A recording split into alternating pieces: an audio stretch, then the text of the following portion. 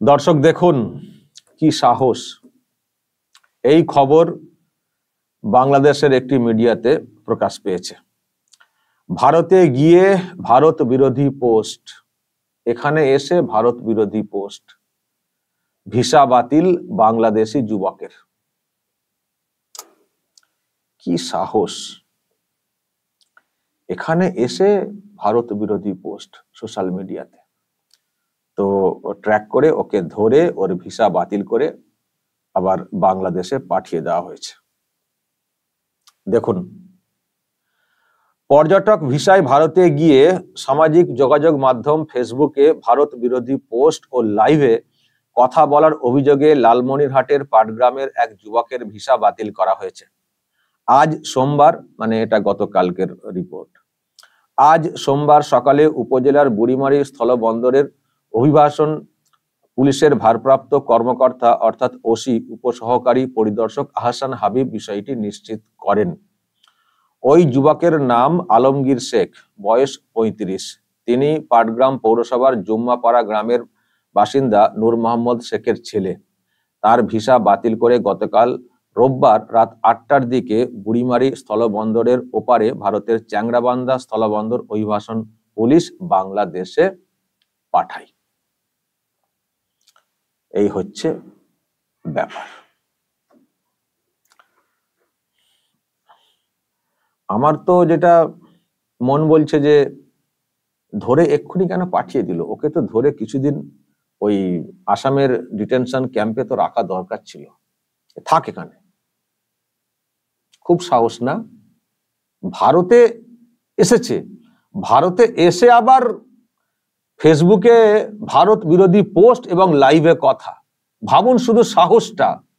ভারতে এসেছে বেড়াতে, কি তাজমহল না কোথায় সব গিয়েছিল বা যাওয়ার কথা ছিল কিছু একটা। তো ভারতে এসে সোশ্যাল মিডিয়াতে ভারত বিরোধী পোস্ট, শুধু সাহস ভাবুন।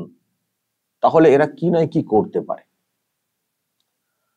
তো যেটা বুঝছি যে কেন্দ্রীয় সরকার নজর রেখেছিল, সোশ্যাল মিডিয়াতেও নজর রাখছে, নজর রেখেছে, ট্র্যাক করেছে, তারপর ধরে ফেলেছে।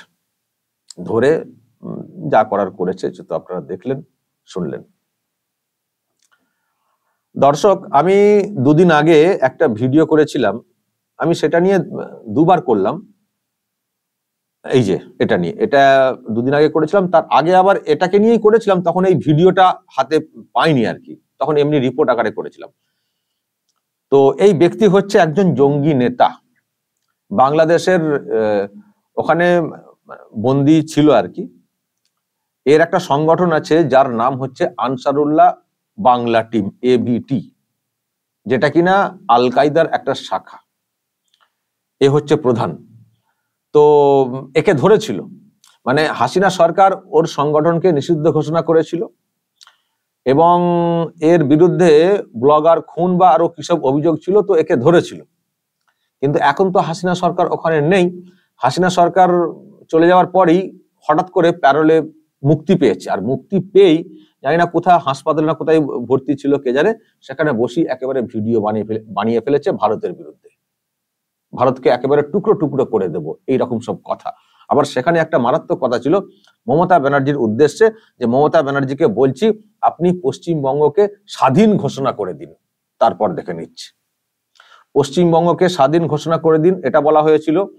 আর দিল্লিতে ইসলামিক পতাকা উড়বে, এটা বলা হয়েছিল। তারপরে নর্থ ইস্টে যেসব রাজ্য রয়েছে ওদেরকেও স্বাধীনতা আন্দোলনে ঝাঁপিয়ে পড়ার কথা বলা হয়েছিল।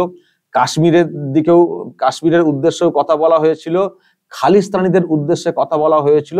মানে একেবারে ভারতকে টুকরো টুকরো করে দেবে, এইরকম একটা প্ল্যান বা এইরকম একটা বার্তা দেওয়া হয়েছিল। তো সেদিন আমি বলেছিলাম যে এইরকম একটা বার্তা বাংলাদেশ থেকে এসেছে, এটা কিন্তু ফেক ভিডিও না। কারণ ইন্ডিয়া টুডে কনফার্ম করেছে ওখানের একটি ফ্যাক্ট চেকার সাইটকে দিয়ে যে এটা কি কোনো এআই ভিডিও, ফেক ভিডিও? কিন্তু না, সেখান থেকে কনফার্ম করা হয়েছে এটা কোনো ফেক ভিডিও না, অরিজিনাল ভিডিও। এবং যাকে দেখতে পাওয়া যাচ্ছে এর নাম হচ্ছে জসিমউদ্দিন রহমান হাফি, জঙ্গি নেতা। এটা একেবারে অরিজিনাল ভিডিও। এইভাবেই থ্রেটটা আর কি দিয়েছে ভারতের উদ্দেশ্যে। তো আমি দর্শক এই ভিডিও করে বলেছিলাম যে একটা লোক ওখান থেকে এইরকম বক্তব্য ছাড়ছে এবং আমাদের দেশের সম্পর্কে এই ধরনের মন্তব্য করছে, এটা কি মানে এটাকে কি শুধু ওই ইগনোর করে চলে গেলেই হবে, না এইসব দিকে নজর দেওয়াটা দরকার? কারণ কে একজন ওখান থেকে বলছে, ওতে কি যায় আসে? যদি এইভাবে বসে থাকি তাহলে কিন্তু পরে কিন্তু ক্ষতির মুখে পড়তে হবে। কে জানে ও ও বসে বসে বলছে, ওর আবার নেটওয়ার্ক এখানে কাজ করছে কিনা সেটাই আমরা কি করে বলবো? ফলে এইসব দিকে কিন্তু নজর দেওয়া উচিত, কেন্দ্রীয় সরকারের এইসব দিকে নজর দেওয়া উচিত। এই কথা দর্শক আমি কিন্তু বলেছিলাম। তো এখন যা দেখছি, নজর তো কেন্দ্রীয় সরকার রাখছে, তা না হলে এই ছেলেকে এইভাবে একেবারে ট্র্যাক করে ধরে ফেলা সেটা কি করে সম্ভব? তার মানে নজর রাখছে, সোশ্যাল মিডিয়াতে কে কি কোত্থেকে বলছে সেই সব দিকে নজর রাখছে, এবং এতটাই নজর রাখছে যে এখানে এসে একজন মানে এইরকম কিছু একটা মন্তব্য করেছে, ভারত বিরোধী পোস্ট, তাকে ঠিক ট্র্যাক করে ধরে ফেলেছে। তার মানে নজর রাখছে। তো এখন এটার বিরুদ্ধেও ব্যবস্থা নিতে হবে। এই যে জঙ্গি নেতা জসিমউদ্দিন রহমান, হতে পারে বাংলাদেশ থেকে বলছে, কিন্তু বাংলাদেশে তো একটা সরকার তো চলছে, সে যেভাবেই হোক একটা সরকার তো চলছে, তাকে বলে ব্যবস্থা নিতে হবে যে এই ধরনের কথা ওখান থেকে আসে কি করে। যদি বাংলাদেশে বসে কেউ ভারত সম্পর্কে এই ধরনের মন্তব্য করে, তাহলে দুই দেশের মধ্যে সম্পর্ক থাকে কি করে? ওখানে তো একটা তো প্রশাসন তো রয়েছে, তারা তো খুঁজে বের করতে পারবে এই লোকটা কোথা থেকে বসে এইসব করছে, কেন করবে, কেন এই ধরনের উস্কানি দেবে। আবার পশ্চিমবঙ্গকে স্বাধীন ঘোষণা করার কথা বলা হচ্ছে। আমি বলেছিলাম, আমি যে ভিডিওটা আগের দিনে বানিয়েছিলাম, যে এই কথাটা আমি জানি না এই রাজ্যের মুখ্যমন্ত্রীর নজরে এসছে কিনা। তো যদি এসে থাকে, তো তিনি কেন চুপ রয়েছেন? একজন ব্যক্তি বাংলাদেশ থেকে আপনার নামকে জড়িয়ে বলছে যে মমতা ব্যানার্জিকে বলছি পশ্চিমবঙ্গকে স্বাধীন ঘোষণা করুন, তারপর দেখে নিচ্ছি। তো এই ধরনের কথা বলার সাহসটা আসে কোত্থেকে? আর তো কোনো রাজ্যের কোনো মুখ্যমন্ত্রীর নাম জড়িয়ে এই ধরনের স্বাধীন হওয়ার কথা তো মানে ঘোষণা তো কেউ সাহস পাচ্ছে না বাংলাদেশ থেকে। তো এরকম জঙ্গি নেতা এরকম মন্তব্য করার সাহসটা পাই কোত্থেকে? তো যখন আপনি যদি আপনার নজরে আসে, তো আপনি কেন প্রতিবাদ করছেন না যে কেন এই ধরনের কথা ওখান থেকে আসবে? কেন আমাদের দেশের অভ্যন্তরে একটা অশান্তির পরিবেশ তৈরি করার চেষ্টা হচ্ছে, কেন প্রতিবাদ করছেন না? আমি দর্শক এই প্রশ্নও তুলেছিলাম। তো মমতা ব্যানার্জি তো এখনো পর্যন্ত কিছু বলেননি, জানি না ওনার নজরে এসেছে কি আসেনি, কে জানে। তো যাই হোক, যেটা আর কি বলার, যে কেন্দ্রীয় সরকার তাদের নজর দেওয়া উচিত। এ রাজ্যের মুখ্যমন্ত্রী দেবেন কি দেবেন না সেসব ভরসা করে লাভ নেই, কিন্তু কেন্দ্রীয় সরকারের নজর দেওয়া উচিত। ওখানকার সরকারকে বলে একে পাকড়াও করা উচিত। প্যারোলে মুক্তি পেয়ে আবার হুঙ্কার ব্যবস্থা নিতে হবে, না হলে আমাদের দেশের মধ্যে একটা মানে অশান্তির পরিবেশ তৈরি করার চেষ্টা হবে। যদি এই ধরনের হুমকি ওখান থেকে কেউ দেয়, তো মানে ওর সেল কোনো কাজ করতেই পারে, ওর নেটওয়ার্ক কোনো কাজ করতেই পারে আমাদের দেশে, যেটা আমাদের দেশকে ক্ষতির মুখে ফেলবে, দেশের অভ্যন্তরীণ যে নিরাপত্তা সেটা বিঘ্নিত হবে। ফলে ওকে ট্র্যাক করে ধরতে হবে। শুধু এদেশে এসে যারা, আমি আবারও বলছি, সাহস ভাবুন, এ তো বাংলাদেশে বসে বলেছে, আর এই ব্যক্তি ভারতে বেড়াতে এসে সোশ্যাল মিডিয়াতে ভারত বিরোধী পোস্ট করেছে। ভাবুন, শুধু সাহসটা শুধু ভাবুন।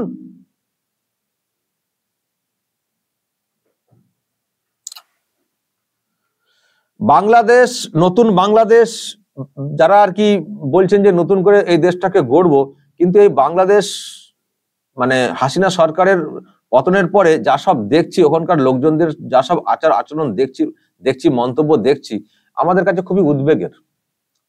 খুবই উদ্বেগের। আমি আগের দিনই বলেছি, আমরা মনে করলে এই দেশটাকে মানে সবক শেখাতে মানে আমাদের বেশি সময় লাগবে না, কারণ এমনিতেই আমাদের যা রসদ আছে, যা সিস্টেম আছে, যা কিছু আছে, এই দেশকে কতক্ষণ লাগবে শেষ করতে?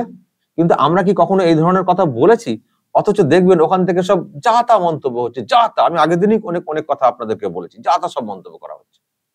এই ধরনের মন মানসিকতা থাকলে কি নতুন বাংলাদেশ আপনারা গড়বেন? এ তো মনে হচ্ছে যেন জঙ্গিদের দেশ হয়ে যাচ্ছে নতুন করে এই বাংলাদেশটা।